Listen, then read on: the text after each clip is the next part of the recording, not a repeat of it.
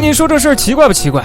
今天的故事与 MC 中的鸡有关。玩家如往常一样开了一局无模组单人生存，他现在所处的是寒带区域。漆黑的夜晚，天空正下着鹅毛大雪。走着走着，玩家发现了一处亮光，随着视角越来越近，可以看到这是一座建筑，建筑外面有一只小鸡，而门口有2块告示牌，告示牌上面写着请不要擅自入内，这里非常危险。好的，老规矩，请屏幕前的各位老粉们动动你们尊贵的小手，给视频长按点赞赐予个3连，新粉也点关注成为老粉吧。玩家一看，好家伙，越不让我进我就偏要进。玩家站在原地思考了片刻后，还是小心翼翼地进入到了建筑内。玩家简单的对1楼进行了一番观察，并没有发现什么异常。现在他要上到2楼了，2楼相对1楼的空间要大很多。玩家一番观察后，发觉这是一间实验室。随后他在一旁的物品箱里面发现了一瓶名叫 DNA 的药水，还有一组种子，并且药水不止这一瓶。玩家还另外发现了2瓶不同功效的 DNA 药水。此时玩家灵机一动，想到了一个好主意，他拿着种子去外面引诱小鸡来到了屋内。接下来他要拿小鸡来做个实验，成功的将小鸡引到实验室内后，玩家开心的关上了门。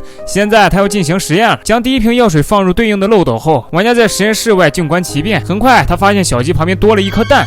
玩家很郁闷，难道加入药水只是为了让小鸡更快的产蛋？他大概明白了这第1瓶药水的功效，可能就是促进新陈代谢。此时玩家转眼一想，还有2瓶呢，他决定接着实验。这时他发现第2瓶 DNA 药水功效是模仿，模仿的意思不就是复制吗？玩家再次灵机一动，他立刻离开实验室，去附近村庄找一位村民。但是怎么样才能让这位村民跟着自己走呢？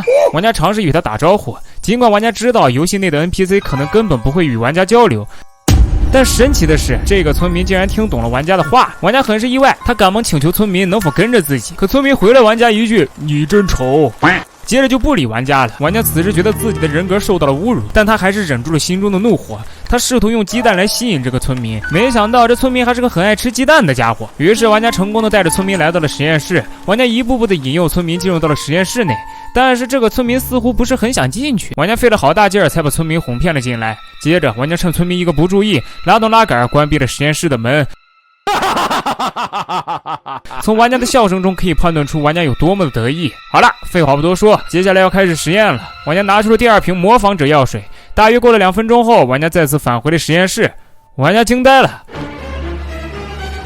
只见小鸡变成了村民的模样，这就是鸡村民嘛。但同时玩家也发现了异常，就是村民一直不动，这是怎么回事？玩家又想起来还有1瓶药水，这瓶药水的功效没有说。玩家决定将这最后1瓶药水也扔进去试试。前不高能预警，请各位超牛玩家赶快在弹幕打出哇真牛，激活弹幕护体。大概又过了2分钟，玩家再次返回了实验室，而这次只见小鸡的模样不再可爱，这次他像打了鸡血一样，非常的狂躁。玩家赶快关闭了栅栏，他眼睁睁的看着这只狂暴小鸡将一旁的村民解决掉了。接着狂暴小鸡就冲了出来，朝着玩家跑了过来。玩家本能的开始逃跑，他做梦也没想到自己有朝一日会被一只小鸡追击。玩家冒着雨夜慌忙逃窜到了附近的村庄中，但他没想到的是，这只狂暴小鸡竟然也追了过来。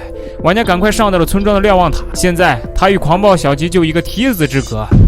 结局你我也可想而知了，这只鸡会爬梯子，玩家再次开心的嗝屁。好了，小伙伴们，本期视频就到这儿。那啥，都看到这儿了，还没有点赞、评论、转发加收藏的，你们懂我意思吧？麻烦这次一定好吗？